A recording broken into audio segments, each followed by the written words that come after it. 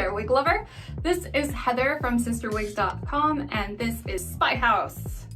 Why the Batman theme, I don't know. I was trying to be cool and then I completely got my wires crossed, so I should not try that.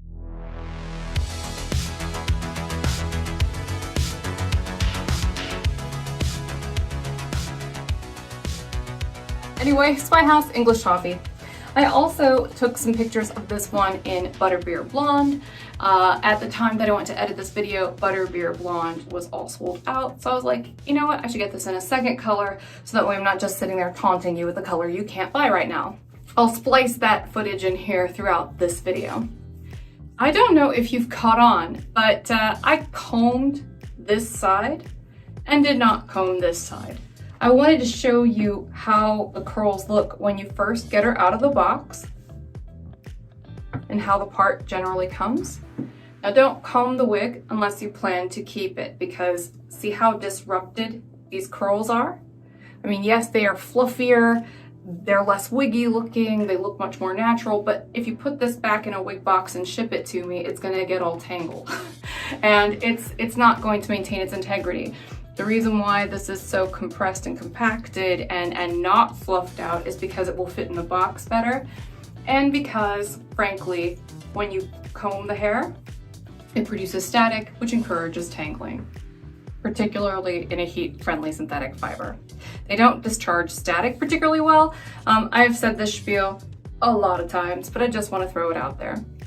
I am going to, however, comb this one out a little bit more on this side on camera.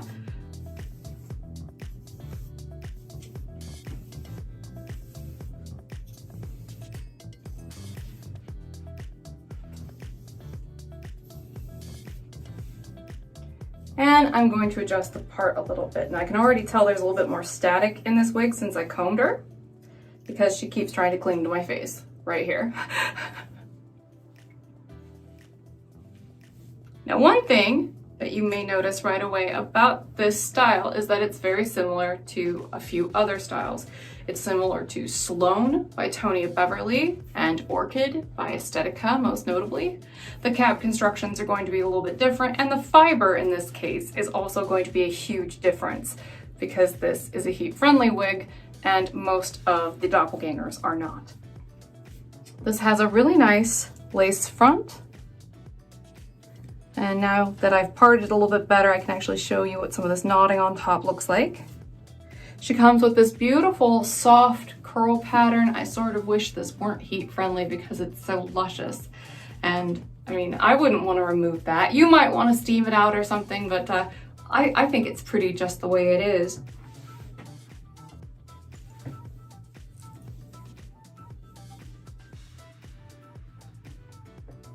But I actually took a Sloan and I took an Orchid and an Adriana by Jon Renau and a bunch of other wigs, and they're very, very similar. So this is a very similar cut. You just have to pick the cap construction and the fiber and the colors at the end of the day that you like the best. And this English Toffee is very pretty for a brunette. It's a beautiful natural brunette shade. So let's go ahead and take a look at the interior of the cap construction here on Spyhouse. I spy with my little eye, Spyhouse. They named this after a coffee company. I don't know if this is like a West Coast thing. Maybe some of you guys can inform me. You know, but the rest of their color names have all sounded like beverages, which makes a lot of sense. But then when I saw Spyhouse, I was like,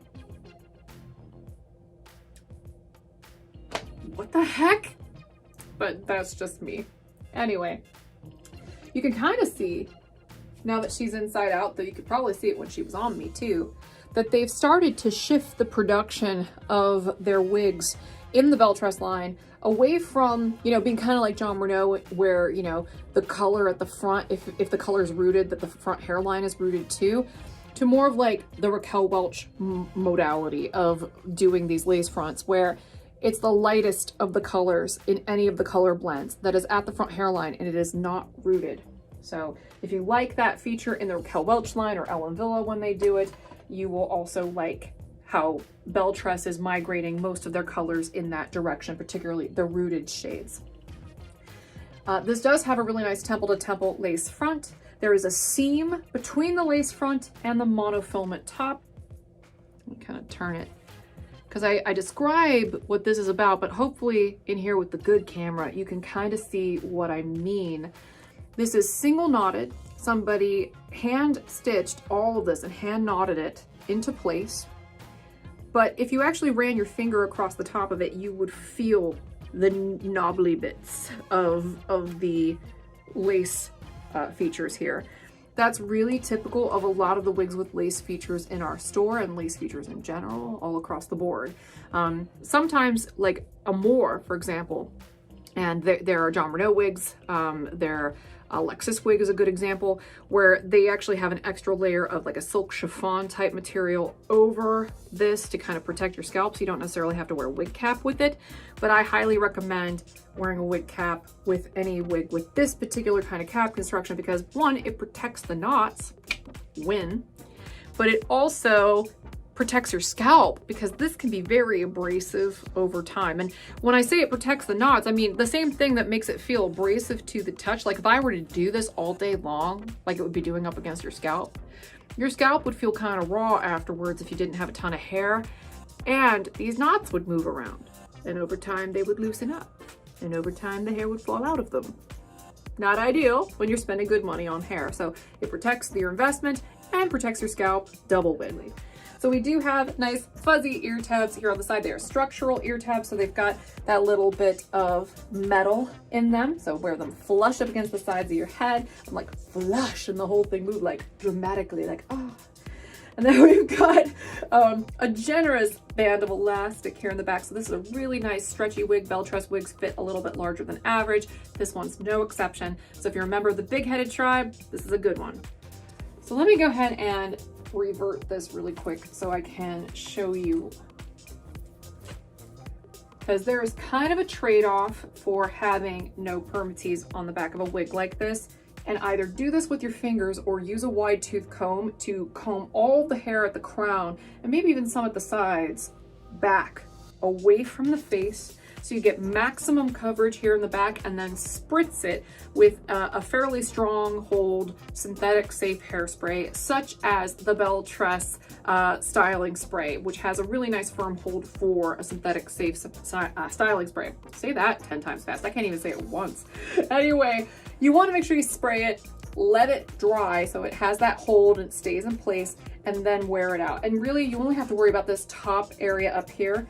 It's because of the fact that this wig has such light natural hair density. They're not, I mean, usually wigs like for instance, Love, Love, Love by Raquel Welch is a great example, and Joelle by Tony Beverly is a great example of this. They give you a lot of hair in the back, so you don't have to worry so much.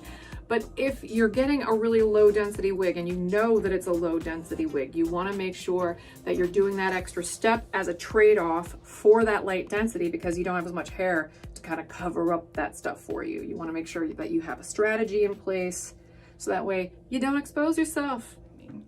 This is a beautiful, flattering length. If you'd like more information about the measurements and whatnot, make sure you check out my wig store, which is www.cysterwigs.com, CysterWigs. We have information about all kinds of stuff there, and we sell this wig, so we have a lot more info there for you if you need it. And until next time, I hope you have a wonderful night, and thank you for being here. Thank you to our patrons on Patreon. And I'd also like to say that I am grateful for the inventors of caffeine. Whoever you are, whoever discovered that, you're a genius. And thank you. All right, until next time, have a great night, everybody. Bye-bye.